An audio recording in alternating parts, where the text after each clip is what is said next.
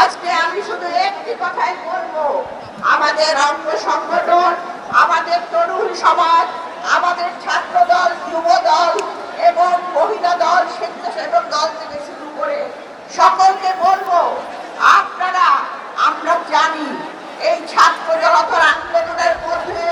আপনারাও শরীর ছিলেন, আপনারাও অংশগ্রহণ করেছিলেন, আপনারা অনেকে মিছিলে ছিলেন, অনেকে গায়ে গুলি লেগেছে। আমরা জানি অনেক বোনেরা আমার, তারা রাজপথে মিছিল করেছে, কেউ পানি দিয়েছে, খাবার দিয়েছে। তাই আমি বলবো, আজকের দিনে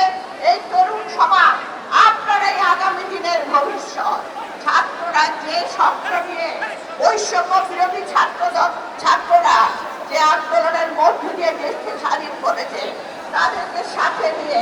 শহীদ প্রেসিডেন্ট জিয়াউর রহমান, যিনি স্বাধীনতার ঘোষক ছিলেন, যিনি বাংলাদেশকে একটা সুন্দর স্বাধীন বহুদূরের গণতন্ত্র দিয়ে গেছিলেন, সেই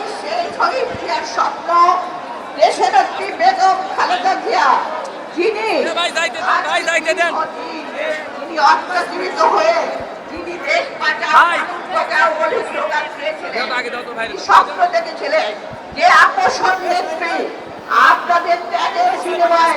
আজকে মুক্ত হয়েছে, এবং আমাদের ভারপ্রাপ্ত চেয়ারম্যান তারেক রহমান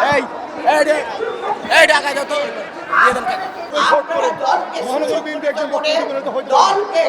সবাইকে নিয়ে আমাদের জিয়াউর রহমান, জনাব দেশনেত্রী বেগম খালেদা জিয়া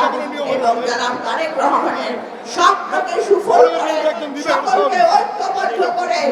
আজকে যত দুঃখ বেদনা থাক না কেন,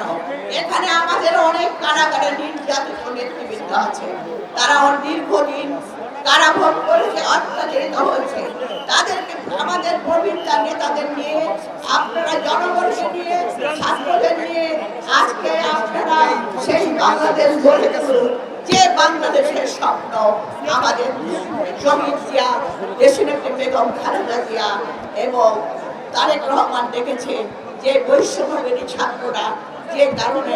আজকে যে আন্দোলনের মধ্যে দেশকে স্বাধীন করেছে, সেই স্বপ্ন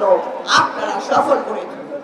আপনাদের সবাইকে ধন্যবাদ। আল্লাহ হাফেজ। বাংলাদেশ জিন্দাবাদ, বেগম জিয়া জিন্দাবাদ।